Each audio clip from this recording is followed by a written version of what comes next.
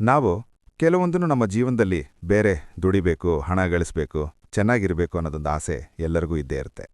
ಆದರೆ ಅದೇ ಆಸೆ ಅತೀ ಆಸೆ ಆಗಿ ಕೆಲವೊಂದ್ಸಲ ನಾವು ಏನು, ಎಲ್ಲಿ ಹೋಗ್ತೀವಿ, ನಮ್ಮ ಜೀವನ ಹೆಂಗೆ, ಮುಂದೆ ಏನು ಅನ್ನೋದನ್ನು ಮರೆತುಬಿಡ್ತೀವಿ.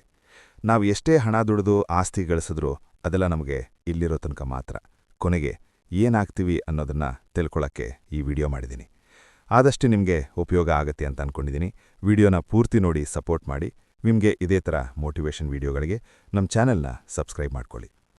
ನಾವು ಜನ್ಮ ತಾಳ್ತೀವಿ, ಬೆಳೀತೀವಿ, ಓದುತ್ತೀವಿ, ಕೆಲಸ ಮಾಡ್ತೀವಿ. ಆದರೆ ಒಮ್ಮೆ ನಿಂತು ಯೋಚಿಸಿದ್ದೀವಾ, ಈ ಜೀವನದ ಅಂತ್ಯ ಏನು?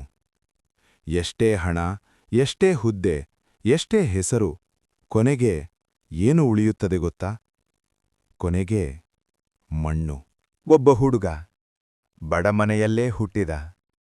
ಅವನಿಗೆ ದೊಡ್ಡ ಕನಸುಗಳು. ಒಂದು ದಿನ ಶ್ರೀಮಂತನಾಗಬೇಕು, ತನ್ನ ಕುಟುಂಬದ ಕಷ್ಟ ನಿವಾರಿಸಬೇಕು. ಅವನು ತುಂಬಾ ದುಡಿದ, ರಾತ್ರಿ ದಿನ ಓದಿದ, ಹಸಿವು ತಾಳಿದ. ಕೊನೆಗೆ ಒಳ್ಳೆಯ ಕೆಲಸ ಸಿಕ್ಕಿತು. ಕೆಲಸ ಸಿಕ್ಕಿದ್ಮೇಲೆ ಜೀವನ ಬದಲಾಯಿತು. ಹಣ ಬರಲು ಶುರುವಾಯಿತು. ಹೊಸ ಮನೆ, ಹೊಸ ಕಾರು. ಆದರೆ ನಿಧಾನವಾಗಿ ಏನೋ ಬದಲಾಯಿತು. ಅವನು ಕುಟುಂಬಕ್ಕೆ ಸಮಯ ಕೊಡ್ಲೇ ಇಲ್ಲ. ತಾಯಿ ಕರೆ ಮಾಡಿದ್ರೆ ಬಿಸಿಯಾಗಿದ್ದೀನಿ ಅಂತ ಹೇಳ್ತಿದ್ದ. ಸ್ನೇಹಿತರನ್ನೂ ದೂರ ಮಾಡ್ಕೊಂಡ. ಅವನಿಗೀಗ ಮುಖ್ಯವಾದ್ದು ಹಣ ಮಾತ್ರ.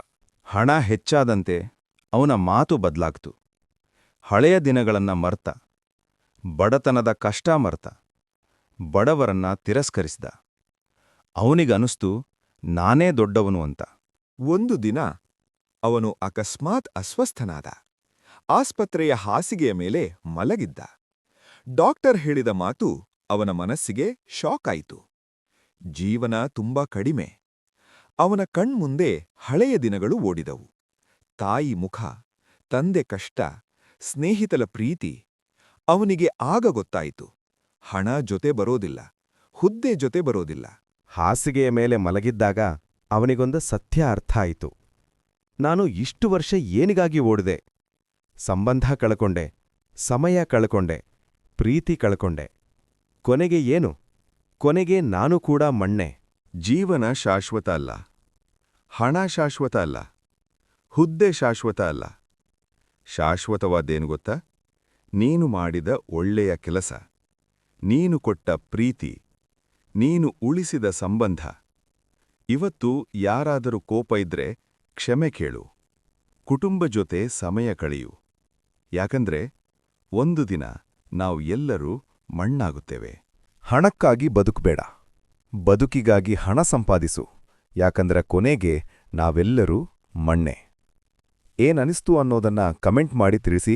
ಹಾಗೆ ಪ್ರತಿಯೊಬ್ಬರಿಗೂ ಶೇರ್ ಮಾಡಿ. ನಿಮ್ಮ ಫ್ಯಾಮಿಲಿ, ಫ್ರೆಂಡ್ಸ್, ರಿಲೇಟಿವ್ಸ್ ಶೇರ್ ಮಾಡಿ.